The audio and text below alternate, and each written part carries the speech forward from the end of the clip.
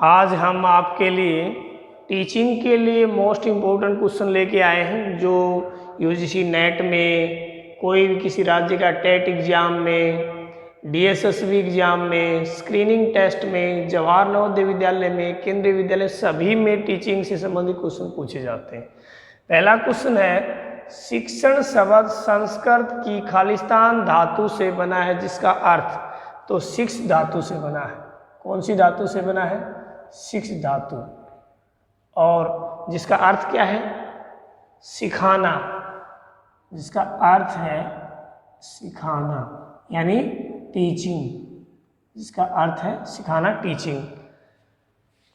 शिक्षण सामान्यतः या पारंपरिक रूप में शिक्षण कक्ष में छात्रों को निर्देश देने की क्या है? कला। शिक्षण एक प्रक्रिया है, सामाजिक प्रक्रिया। शिक्षण एक क्या है? सामाजिक प्रक्रिया, नहीं एक सोशल प्रोसेस है शिक्षण।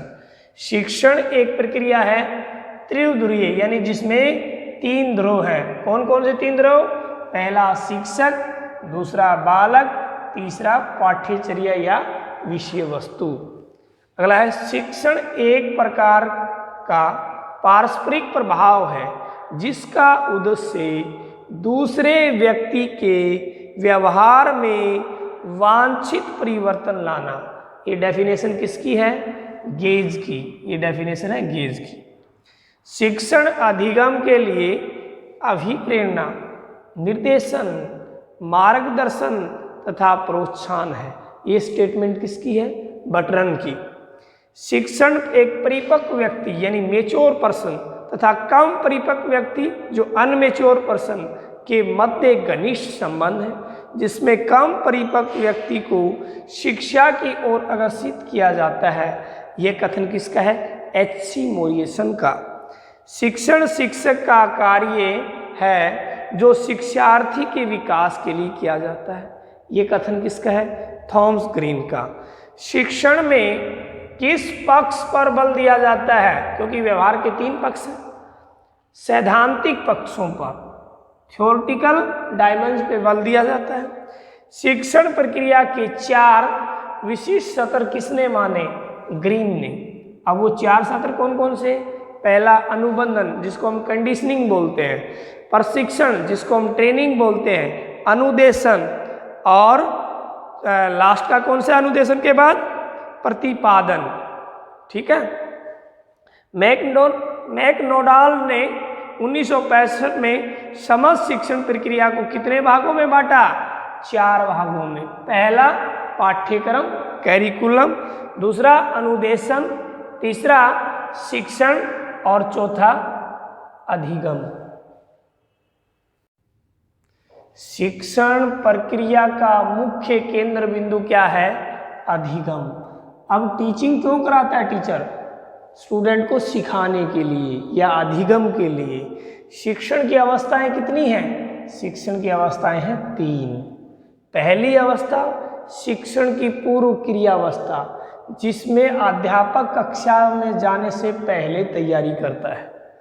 शिक्षण की अंत्य क्रियावस्था, जो क्लास में स्टूडेंट और टीचर के सामने फेस टू फेस होती है।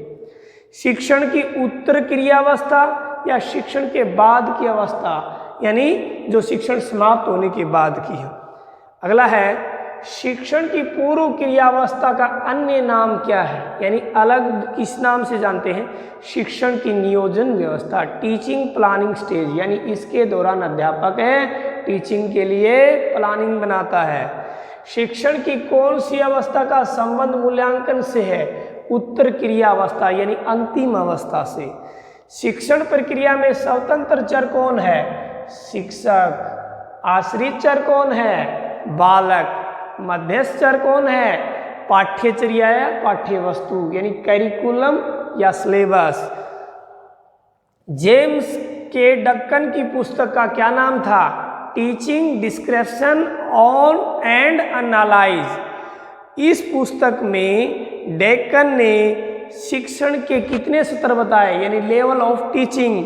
तो 4 सत्र बताए। पहला पाठ्यक्रम योजना अवस्था, दूसरा अनुदेशन अवस्था, तीसरा मापन चरण, चौथा मूल्यांकन करना। शिक्षण का मूल उद्देश्य क्या है? शिक्षण का मूल उद्देश्य है छात्रों के व्यवहार में वांछित या गुणात्मक परिवर्तन लाना। शिक्षण के उद्देश्य को चुनाव या निर्धारण करना।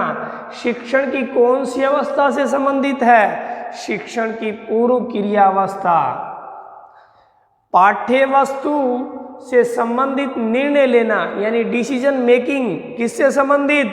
कैरिकुलम से संबंधित, कंटेंट से संबंधित। इसका संबंध किससे है? शिक्षण की पूर्व क्रिया अवस्था से।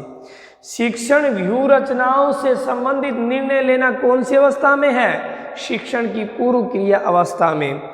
डायग्नोस्टिक टेस्ट, जिसको हम नैदानिक परीक्षण बोलते हैं, इसका संबंध शिक्षण की कौन सी अवस्था से है? शिक्षण की अंत्य क्रिया अवस्था से।